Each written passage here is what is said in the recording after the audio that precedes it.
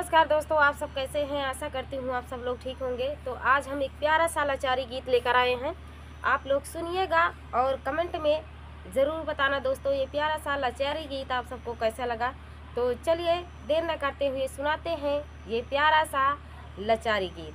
हिम जीवन बीताई महल सुख सीता न पाई, बनही में जीवन बीताई महल सुख सीता न पाई। सीता न पाई हो सीता न पाई, सीता न पाई हो सीता न पाई। बनही में जीवन बीताई महल सुख सीता न पाई। जब सीता ब्याही अवध में आई, जब सीता ब्याही अवध में आई। कैकेयी बन का पठाई महल सुख सीता न पाई। कैकेयी बन का पठाई महल सुख सीता न पाई। बनही में जीवन बीताई महल सुख सीता न पाई। बनही में जीवन बीताई महल सुख सीता न पाई।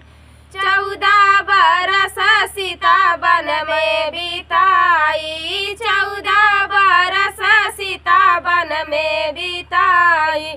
रावण हरि लाई जाई महल सुख सीता न पाई। रावण हरि लाई जाई महल सुख सीता न पाई। बनही में जीवन बीताई महल सुख सीता न पाई। बनही में जीवन बीताई महल सुख सीता न पाई।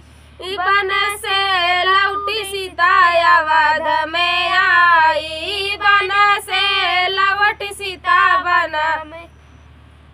बन से लौटी सीता अवध में आई। धोबिनी कड़वी बचनिया सुनाई, धोबिनी कड़वी बचनिया सुनाई।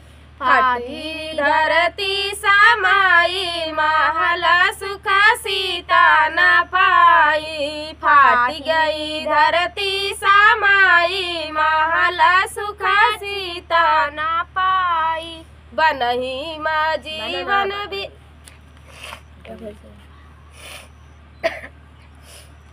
बन से लौटी सीता अवध में आई। धोबिनी कड़वी बचनिया सुनाई, धोबिनी कड़वी बचनिया सुनाई।